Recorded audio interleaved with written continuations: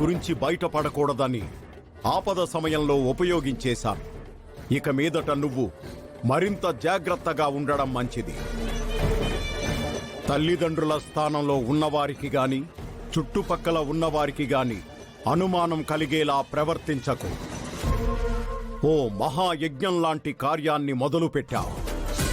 నీ మీద ఈ అడవి బిడ్డలందరూ ఆధారపడున్నారు. అందుకే నువ్వు గోప్యంగా ఉండాలి. మొదటి తప్పుగా మన్నించండి.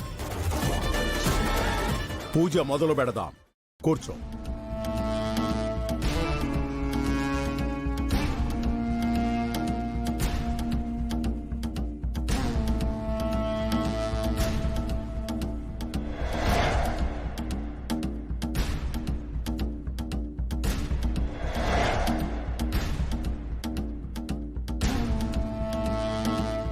వీటిని పలు ప్రదేశాల నుంచి అనుకున్న సమయంలోనే సాధించగలిగాను. కష్టపడ్డాను కానీ విఫలం కాకుండా దక్కించుకున్నాను. ముక్కు పుడక దగ్గరికి వచ్చేసరికి ఇబ్బంది పడుతున్నాను. శ్రీకర్తో నిశ్చితార్థం విషయంలో ఏమవుతుందోనని కంగారుగా ఉన్నాను. అందుకే కదమ్మా సామి నిన్ను అమావాస్య నాడు ఇక్కడికి రమ్మన్నాడు. సామి, ఇక పూజ మొదలు పెట్టండి.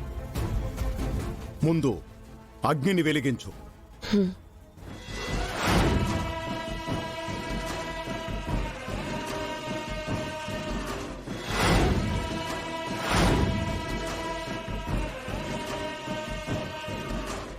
కుంకుమ వేయి.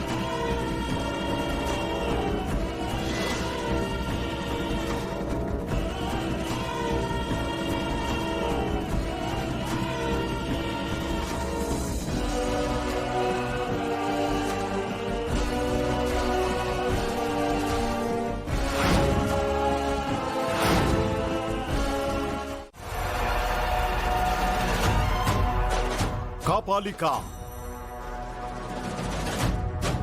నా వంతు పూజ అయిపోయింది. ఇక ఈ తాయెత్తులోకి నీ శక్తిని పంపించు.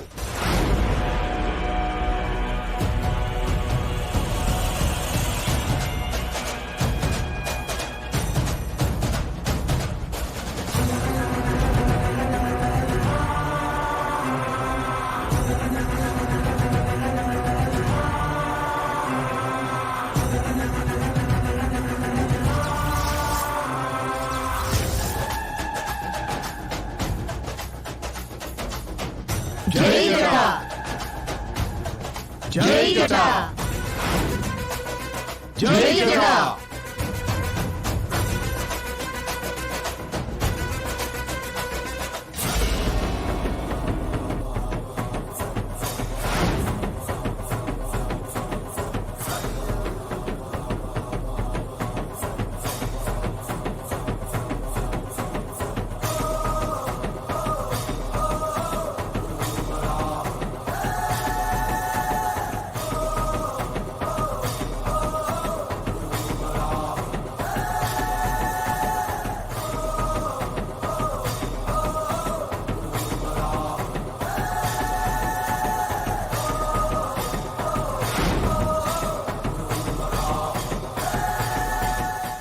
శక్తిధారణ పరిపూర్ణమైంది.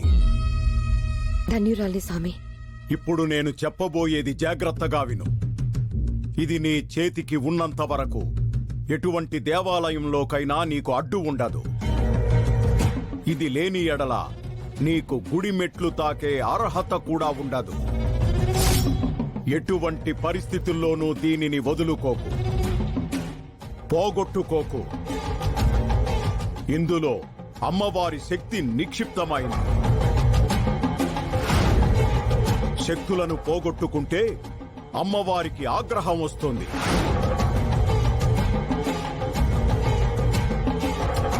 ఇది పరుల చేతికి అందకూడదు, పరుల కాలి కింద పడకూడదు.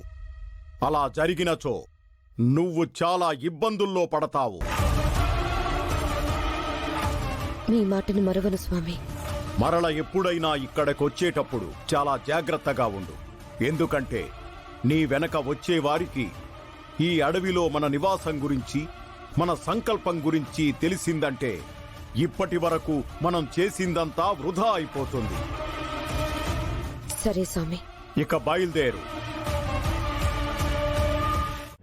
నన్ను ఎల్లప్పుడూ దీవిస్తూ అండగా ఉన్న అమ్మవారి సాక్షిగా, నన్ను ముందుకు నడిపిస్తున్న స్వామి సాక్షిగా, నన్ను ఆదరించిన మీ అందరి సాక్షిగా ఈ అగ్ని దేవుని మీద ప్రమాణం చేసి చెప్తున్నాను. నా మీద మీరు పెట్టుకున్న నమ్మకాన్ని వమ్ము చెయ్యను. తొందరలో ముక్కు పుడకని సాధించుకొని వస్తాను. జయము కలుగుగాక. జై హో మాయా, జై హో మాయా, జై హో మాయా, జై హో మాయా, జై హో మాయా, జై హో మాయా, జై హో మాయా, జై హో మాయా, ఇక సెలవు ఇప్పించండి, ఉంటాను.